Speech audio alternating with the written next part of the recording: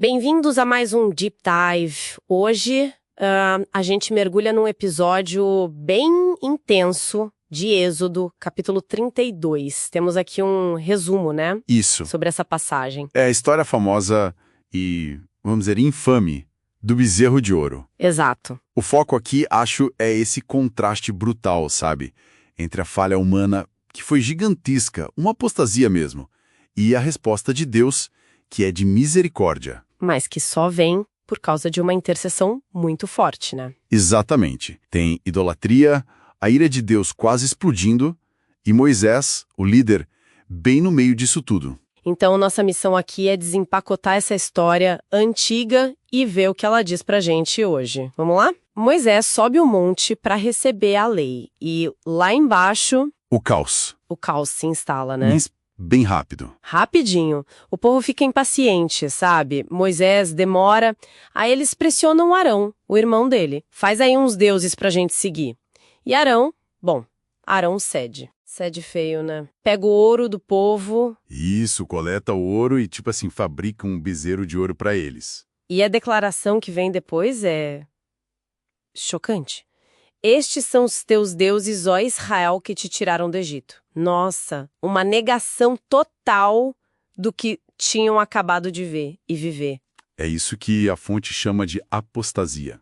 Abandonar a fé que tinham acabado de professar. Precisamente, é uma quebra direta, imediata mesmo da aliança, do pacto feito ali no Sinai. Aí a reação de Deus é profunda, indignação total. Aham. Ele chega a falar para Moisés, o teu povo que tu tiraste do Egito se corrompeu. Quase como se Deus dissesse, não é mais meu povo. Caramba. E ainda oferece para destruir Israel e começar tudo de novo só com Moisés. Exato. Fazer de Moisés uma nova grande nação. É uma oferta e tanto. E a desculpa do Arão depois, para Moisés, é quase cômica se não fosse trágica. Ah, joguei o ouro no fogo e saiu esse bezerro. Pois é, né? A fonte usa isso para mostrar não só a fraqueza do Arão ali, sob pressão, mas o perigo geral de ter mais medo das pessoas do que de Deus. Faz sentido. A liderança dele falhou num momento crítico. Falhou feio. Mas é interessante como a fonte também lembra que, apesar dessa falha gravíssima que quase custou a vida dele, né, Moisés depois intercede por ele e também Arão acaba se arrependendo e sendo restaurado. Ah, é verdade. Para o sacerdócio. Isso já mostra um pouco da graça divina ali no meio, né? Já sinaliza, com certeza, mesmo no meio do julgamento iminente. Mas antes disso, tem a reação de Moisés. Quando Deus oferece esse recomeço só com ele, ali a história dá uma virada surpreendente, né? É um momento chave. Moisés recusa essa glória pessoal.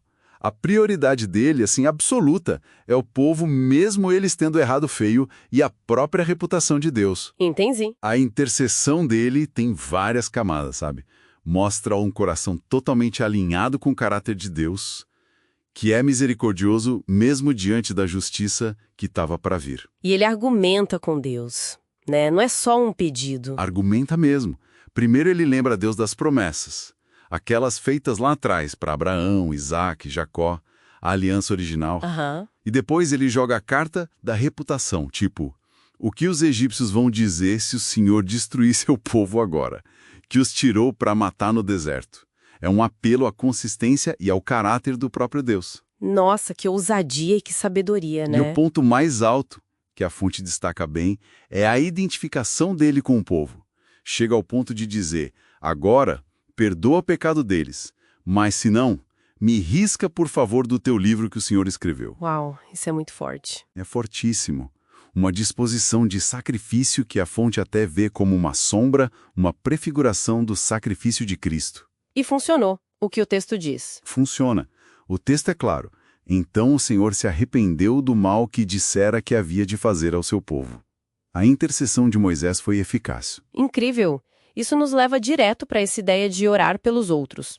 A intercessão. A fonte chama de mistério e privilégio. Mas como funciona isso, na prática? A gente muda a ideia de Deus? Então, a fonte sugere que não é bem mudar a natureza de Deus, porque ele já é misericordioso. É mais como se a intercessão nos alinhasse com a vontade dele, sabe? Ah, entendi. E de alguma forma, talvez crie o espaço ou o canal para ele agir de maneiras específicas, sempre respeitando o livre-arbítrio das pessoas. Algumas notas até falam de um contexto de grande conflito, uma luta cósmica entre bem e mal, onde a oração se torna tipo uma ferramenta espiritual chave para a gente colaborar com Deus. Interessante. E aí vem a aplicação para nós hoje que eu acho bem direta. A fonte pergunta: quais são os nossos bezerros de ouro? Boa pergunta. Aquelas coisas, talvez até coisas boas, mas que acabam tomando o lugar de Deus na nossa vida. Sei lá, carreira, segurança financeira a qualquer custo, relacionamentos que viram idolatria, até tecnologia, né? Exatamente. A fonte usa essa história como um alerta bem forte contra o esquecimento. Israel esqueceu muito rápido da libertação do Egito, das promessas. Verdade. E a gente também pode esquecer o que Deus já fez na nossa vida, principalmente quando as coisas ficam difíceis ou demoram para acontecer. É um chamado para ser fiel nas provações. E também reforça esse chamado para intercessão, né? Seguir o exemplo de Moisés. Orar pela família, pela comunidade. Sim, até por aqueles que a gente acha que erraram feio. A fonte coloca a intercessão como uma das formas mais altas de amor. É se colocar na brecha pelo outro. É algo ativo. Com certeza.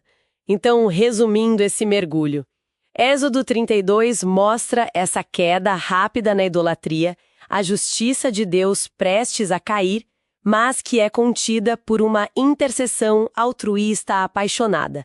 Lições fortes sobre liderança, fidelidade e o poder da oração. E destaca muito bem essa tensão que sempre existe entre a justiça e a misericórdia de Deus. Mostra que as ações e as orações de uma pessoa podem sim ter um impacto profundo quando se alinham com a vontade de Deus para salvar, para redimir. Para a gente fechar, fica uma reflexão. Moisés usou como argumento a reputação de Deus perante os egípcios, os de fora. Como será que pensar no impacto que nossas ações e nossas orações têm na percepção de quem está de fora? Como isso poderia moldar o que a gente faz e como a gente ora hoje? É uma ótima pergunta para a gente levar. Fica aí para a gente pensar.